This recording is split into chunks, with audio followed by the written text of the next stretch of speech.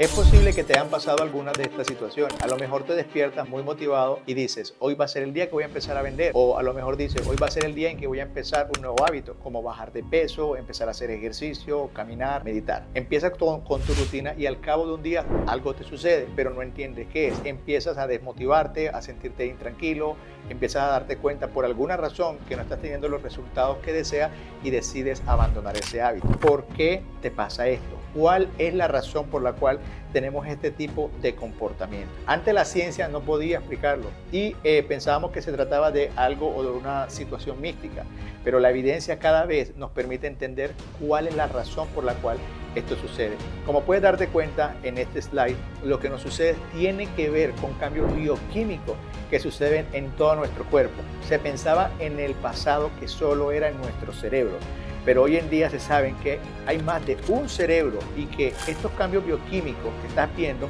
son los que ocasionan que tengamos este tipo de comportamientos incongruentes. Por ejemplo, cuando estamos en una situación de tranquilidad, lo que nosotros tenemos en nuestro cuerpo, en todo nuestro organismo, es una sensación de tranquilidad. Esta sensación de tranquilidad se traduce en un equilibrio de los neurotransmisores. Pero ¿qué pasa cuando empiezan a ver estos comportamientos productos de la incongruencia? Lo que empieza a ver es que empezamos a tener, por ejemplo, mucho más estrés.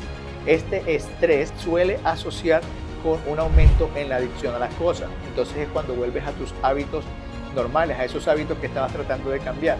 También empieza a disminuir la tranquilidad que experimentabas y también los niveles de felicidad. Pero ¿cómo se traduce esto a nivel bioquímico? ¿Cómo se traduce esto en tu cerebro? ¿Cómo se traduce esto a nivel de tus neurotransmisores?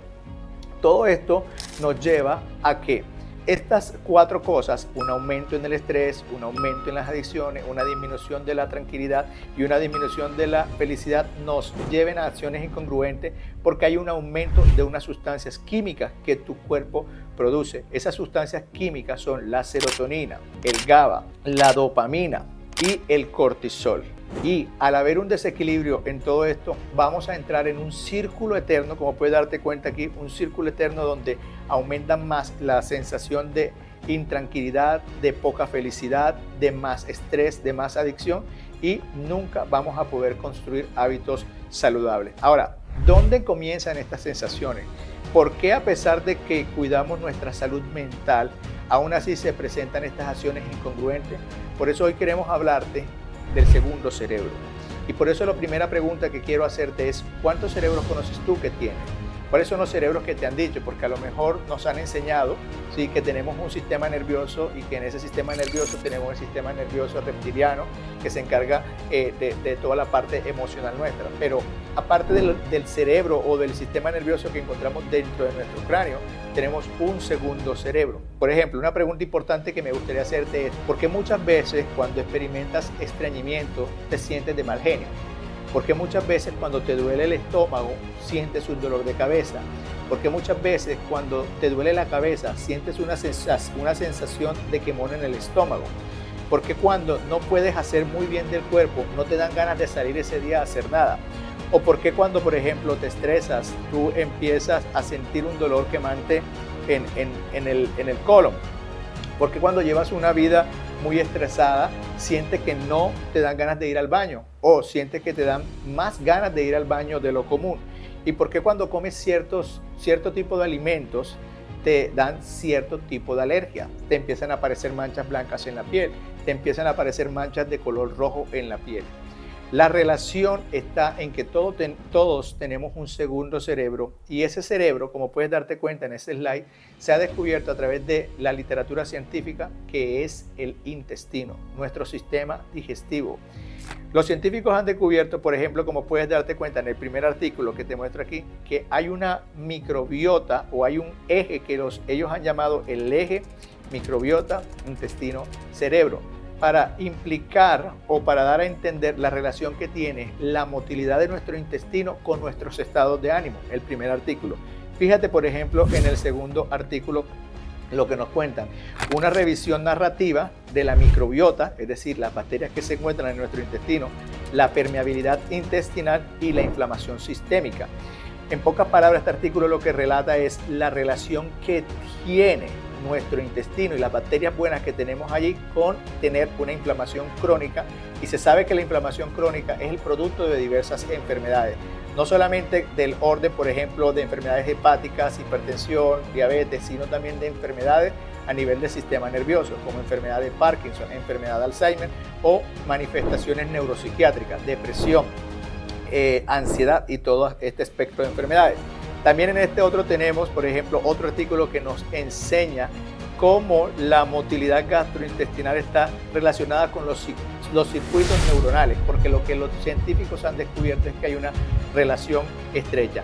Y por ejemplo, aquí podemos darnos cuenta en esta que nuestro intestino, ya sabemos, tiene la capacidad de producir sustancias químicas llamadas neurotransmisores que están relacionadas con muchas de las funciones de nuestro cuerpo. Por ejemplo, nuestro intestino, a través de la microbiota, tiene la capacidad de producir dopamina. Como sabemos, la dopamina es el neurotransmisor que está relacionado con varias cosas. Por un lado, la coordinación de los movimientos. En personas que tienen enfermedad de Parkinson, los niveles de dopamina están disminuidos, y esa es una de las razones por la cual uno de los medicamentos que a ellos les sirven es ayudarles a tener un aumento en los niveles de dopamina. Se sabe hoy que esta dopamina también tiene un efecto a nivel psicológico, y por eso es muy importante cuidar nuestra flora, nuestra microbiota, nuestro segundo cerebro, para elevar los niveles de dopamina y estar mucho más motivado. Otra de las sustancias, como puedes darte cuenta aquí, que nuestro cuerpo produce es la serotonina. Hoy sabemos que casi que un 90% de la serotonina total de nuestro cuerpo se produce en nuestro intestino.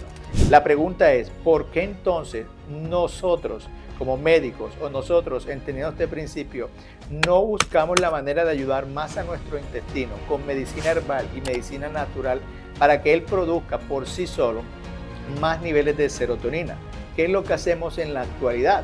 Que es una medida desesperada. Recurrimos a un tipo de fármacos como los inhibidores de recaptación de serotonina para dárselo a los pacientes deprimidos, porque sabemos que la serotonina está implicada muchísimo en una de las causas de la depresión. Entonces, tenemos que entender el rol que la serotonina tiene en nuestro cuerpo y empezar a mirar el intestino y cuidarlo más para que él de forma automática y natural la pueda producir. Otro ejemplo son los ácidos grasos de cadena corta. Los ácidos grasos de cadena corta, y te dejaré otro video para que podamos aprender más de ellos, tienen muchas funciones, pero dos funciones en particulares que quiero resaltar son las siguientes. Él ayuda a que las células de tu intestino permanezcan más unidas a través de que él estimula la producción de unas proteínas que hacen que esas células permanezcan más unidas.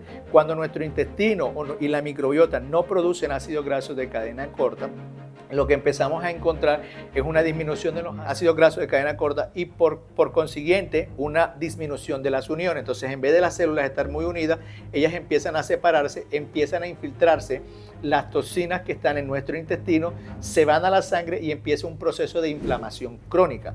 Por eso es muy importante darle los sustratos a nuestro intestino para que la pueda producir. Además, la segunda función muy importante de los ácidos grasos de cadena corta es que tienen un efecto directo sobre las células del intestino para iniciar la síntesis de serotonina, que ya hemos explicado también cuál es su función.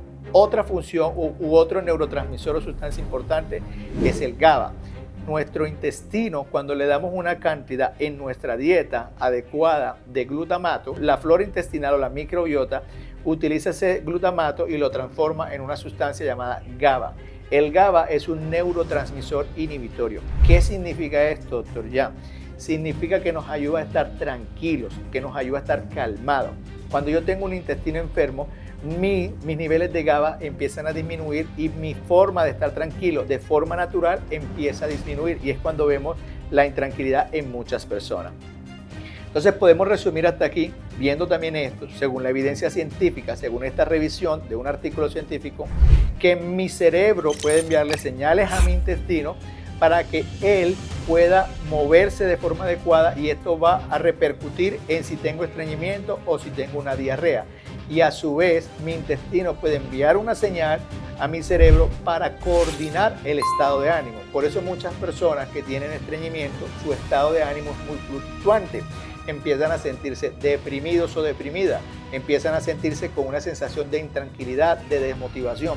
porque los neurotransmisores que allí se producen no se están produciendo de la forma apropiada y es cuando empiezan a haber problemas.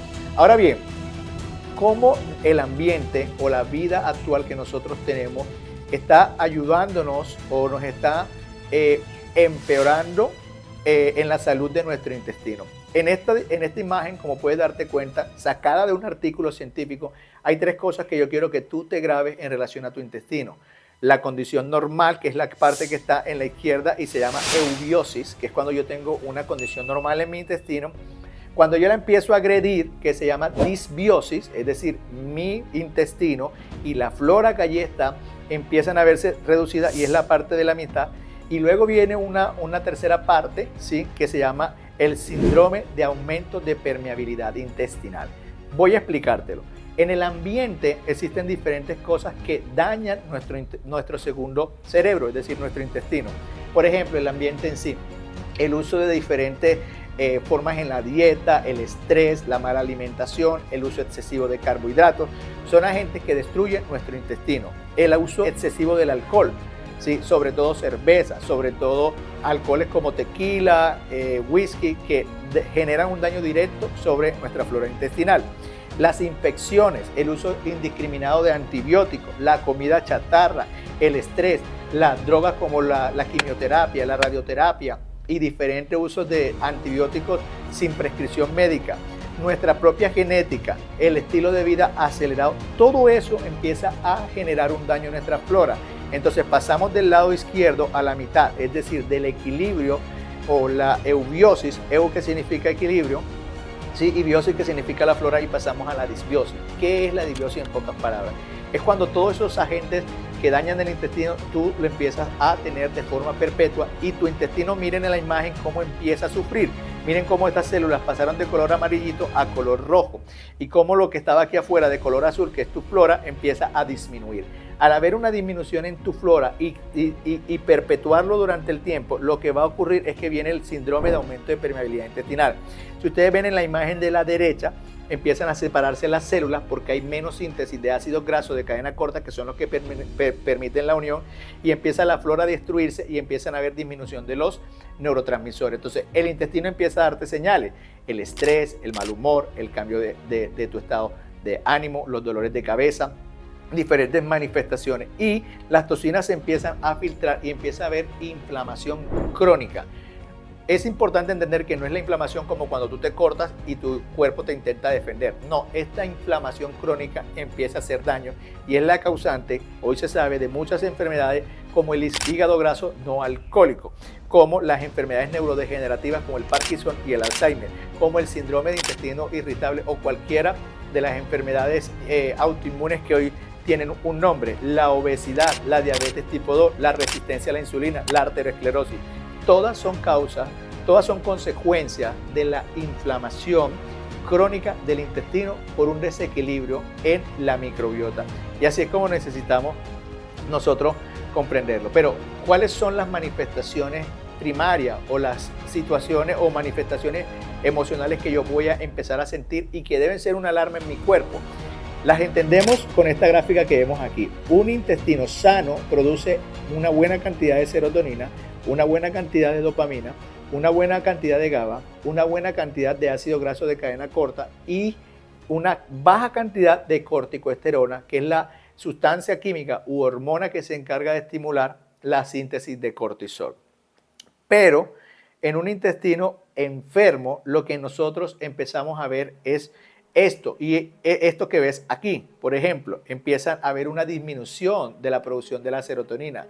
Y si la serotonina está implicada en sentirnos más felices, ¿cómo crees que se va a sentir una persona con el intestino enfermo? Pues, ¿nos vamos a sentir felices? No, la respuesta es que nos vamos a sentir desmotivados. Si empieza a haber una disminución de la dopamina, ¿cómo crees que se va a sentir esa persona? ¿Crees que esa persona se va a sentir motivada? Por supuesto que no. Si empieza a haber una disminución del GABA, que es el neurotransmisor que nos proporciona tranquilidad, ¿cómo crees que se va a sentir una persona que tiene su intestino enfermo y que tiene los niveles de GABA disminuidos? ¿Se sentirá tranquila? Por supuesto que no. La sensación normal que esa persona va a tener es de intranquilidad. Si tiene los ácidos grasos de cadena corta, ¿cómo crees que se va a sentir? ¿Se va a sentir saludable? ¿Su hígado va a estar bien? ¿Va a haber permeabilidad intestinal aumentada? Por supuesto que no, y es cuando empiezan las inflamaciones crónicas a nivel de la sangre y a nivel del cerebro. Y si aumentan los niveles de corticosterona, ¿cómo estarán los niveles de cortisol? Estarán aumentados. ¿Y cuál va a ser la consecuencia directa? Muchísimo más estrés. El problema con esto es que perpetuar esto coloca a una persona en un círculo vicioso en el que más estrés es más daño intestinal es disminuir más los niveles de estos neurotransmisores, y esto a su vez va a tener implicaciones en la salud en general. Por eso es muy importante que entendamos lo siguiente: si queremos sentirnos óptimos, si queremos tener productividad, si queremos lograr nuestros objetivos, lo primero que tenemos que hacer es empezar a cuidar nuestra microbiota y prestarle atención a nuestro segundo cerebro. En la medicina occidental nosotros hablamos de algo que se conoce como la medicina alopática, que consiste en tratar de mitigar o controlar los síntomas. Si yo, por ejemplo, tengo un infarto, el objetivo es destapar la arteria. Si, por ejemplo, tengo un dolor muy severo, el objetivo es aliviar el dolor. Pero esto no es curar y esto no es generar salud.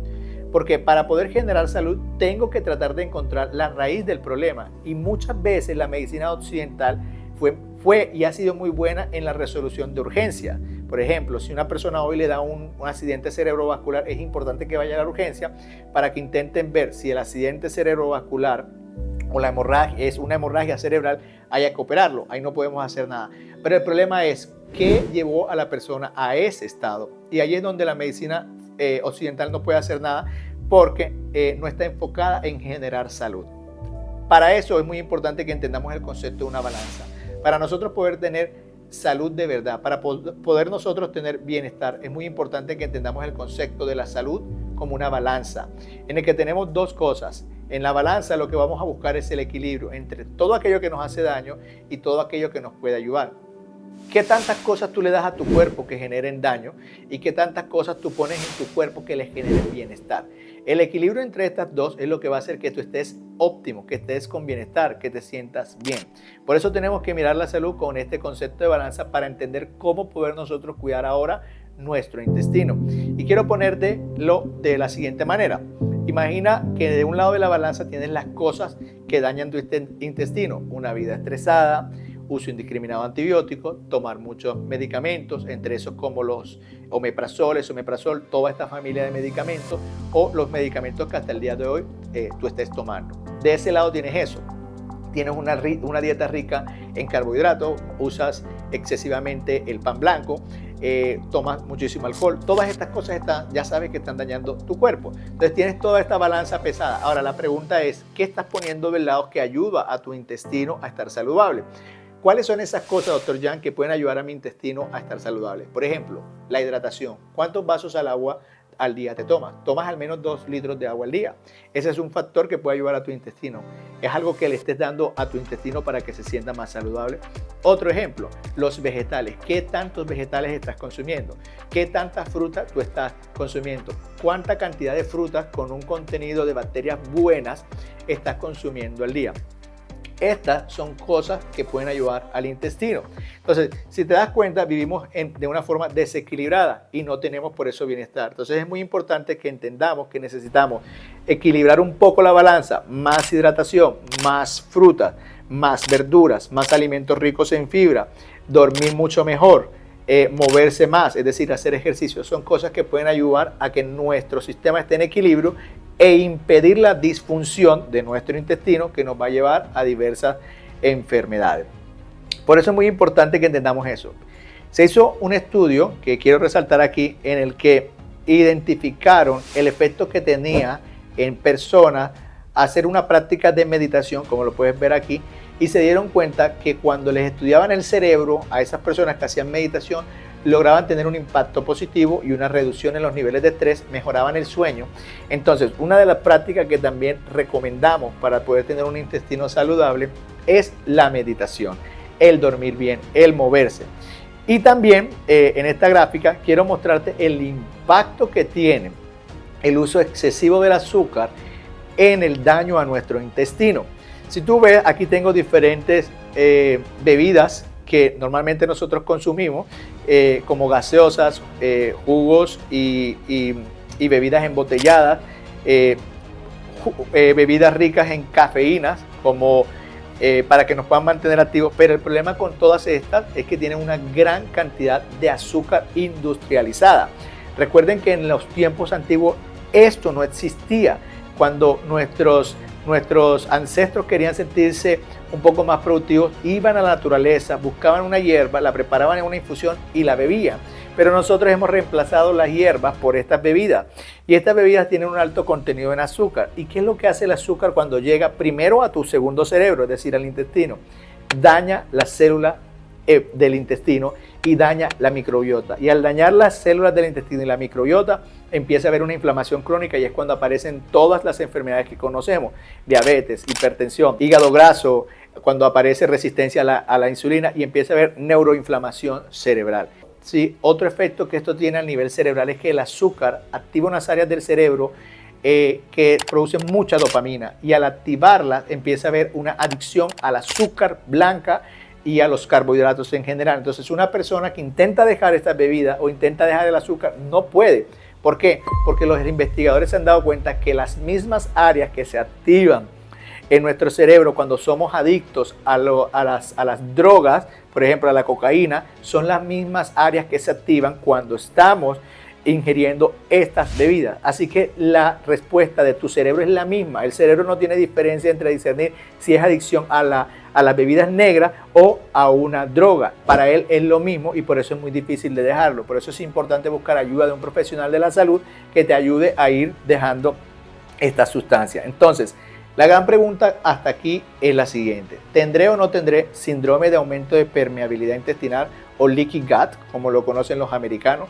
Para eso, lo que tenemos que entender o darnos cuenta es si estas preguntas que están acá nosotros las tenemos. Por ejemplo, estoy sufriendo de sobrepeso, porque el sobrepeso puede ser el resultado de un intestino enfermo.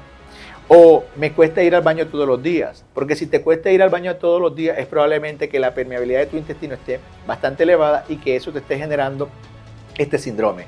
Sí, el síndrome de aumento de permeabilidad o leaky síndrome.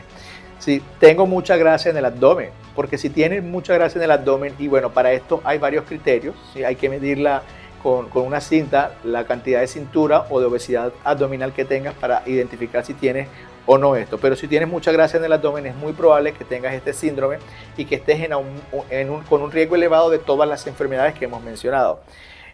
Tengo problemas de azúcar en la sangre, es decir, están por encima de 100 miligramos por decilitro los niveles de azúcar que te has hecho en ayuna. Porque a lo mejor no eres diabético, pero estás en una fase que se llama la resistencia a la insulina, ¿sí? O prueba de glucosa en ayunas alterada. Otra pregunta: ¿te da mucha diarrea? ¿Tienes estreñimiento? ¿Tienes problemas de alergias constantemente? Todo te da alergia en la piel. Cualquier cosa hace que te aparezcan manchas en la piel. ¿Sí? ¿Tienes mucho acné o te da mucho acné, sobre todo en ciertas estaciones? ¿Tienes hígado graso? ¿Te han descubierto a través de una ecografía que tengas hígado graso? ¿O tienes alguna enfermedad autoinmune en la que los médicos te han dicho que no saben cuál es la razón por la cual? Cuando estas cosas empiezan a suceder en nuestro cuerpo, la medicina occidental, repito, te va a decir que no saben cuál es la razón. Pero es muy probable que todo esté empezando en una pequeña disfunción de tu intestino, que tu intestino tenga un aumento de la permeabilidad porque estás agrediendo mucho la microflora, la microbiota y las células intestinales, y que estés a tiempo de tomar acción y revertir esto. Es muy importante que nosotros entendamos entonces con el concepto de la balanza qué podemos nosotros hacer. Ahora tú me dirás: ok, doctor Jan, sí, tengo síndrome de leaky, tengo un aumento de la permeabilidad, han dicho que tengo problemas de resistencia a la insulina, que tengo diabetes. ¿Qué puedo hacer? ¿Qué fármaco puedo hacer? Y quiero presentarte un concepto nuevo para que tú puedas comprender algo, y es: en la medicina occidental, lo que hacemos aquí en América, nosotros hablamos del concepto de farmacología.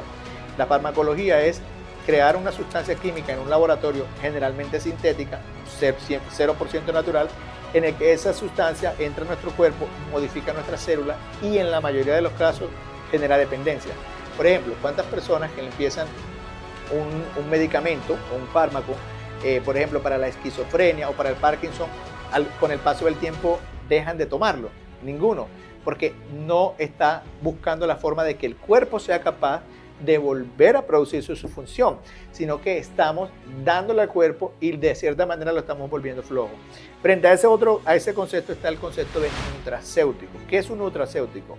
Es una sustancia química generalmente natural que la naturaleza ya tiene, por ejemplo, las hierbas, los suplementos, los vegetales, y a través del laboratorio de biotecnología las llevamos a diferentes formatos para dársela a una persona y que el propio cuerpo de la persona sea capaz de producir esa sustancia y de esa manera no generar dependencia. Entonces, son conceptos que se parecen porque ambas cosas las tomamos, pero tienen un principio completamente diferente. Fármaco genera dependencia, nutracéutico es 100% natural, fármaco es sintetizado artificial, el nutracéutico es natural, sacado de la naturaleza, simplemente usa laboratorios de biotecnología para producirlo. Esto para decirte que hay diferentes nutracéuticos que dependiendo de la situación en la que estés pueden beneficiarte. El caso, aquí te tengo una lista de algunos de ellos. Por ejemplo, los prebióticos, los probióticos y los posbióticos. Como te he enseñado, dentro de tu intestino tienes una microbiota, son bacterias. Para que esas bacterias se puedan seguir multiplicando, necesitan alimentos. Los alimentos, por decirlo así, que le damos a las bacterias de nuestro intestino se llaman prebióticos. Un prebiótico bastante conocido es la inulina. Es decir, cuando yo le doy a una persona inulina, que es un prebiótico, son sustancias que le pueden ayudar a esa flora a poder defenderse y seguir multiplicándose. Entonces hablamos del concepto de prebióticos. Los probióticos hemos utilizado o hemos creado diferentes bacterias vivas que le damos a una persona, pero son bacterias buenas que viven en el intestino y que se las damos para reforzar las bacterias que actualmente viven allí. Y cuando las células de nuestro intestino empiezan a morir, dejan sustancias que sirven. Y esas sustancias que sirven se llaman posbióticos. Entonces, nutracéuticos que pueden ayudarte a sentirte mejor y a recuperar la salud de tu intestino son los prebióticos, los probióticos y los posbióticos. Otra muy importante que tiene muchísima repercusión y que te puede ayudar mucho es la espirulina, pero no me voy a extender mucho de la espirulina. Voy a dejarte un enlace en este video para que puedas aprender más acerca de la espirulina y por qué es el alimento preferido por los astronautas y por todos los que viven en la NASA. También otros nutracéuticos que pueden ayudarte muchísimo, uno lo consume casi todos los días, es la cafeína, el café. Y también el té verde y el té negro, que es bastante utilizado o preferido por todos los orientales, los que viven en la India, los que viven en Corea, los que viven en la China, los que viven en Japón. También las vitaminas son nutracéuticos, ¿sí? Que son muchas de estas vitaminas las que utilizamos, especialmente las vitaminas del complejo B, para que una persona pueda tener mayores niveles de energía. Pero también te dejaré otro video para que podamos profundizar en la importancia de las vitaminas como nutracéuticos. Otras son los glutamatos, por ejemplo, darle a una persona glutamina, porque como te explicaba, cuando nuestra microbiota le damos glutamina, ¿sí? Como suplemento o como nutracéutico, va a producir mayor cantidad de GABA. Y el GABA, como dijimos, está relacionado con la tranquilidad. Y otro nutracéutico que también sirve como suplemento importante es el magnesio, que tiene muchas funciones y te voy a dejar otro video. Hasta aquí te he dado una información muy corta sobre el intestino tuyo, cómo este intestino hoy día es tu segundo cerebro y la importancia que tiene de empezar a cuidar el segundo cerebro para que puedas sentirte mucho más óptimo, con mayor bienestar y sobre todo mucho más saludable. Si les ha encantado el contenido, por favor déjenos un comentario, sigan el canal, compártanlo con una persona más y déjenos un comentario para conocer cuál es su opinión o qué preguntas tienen en relación a medicina funcional.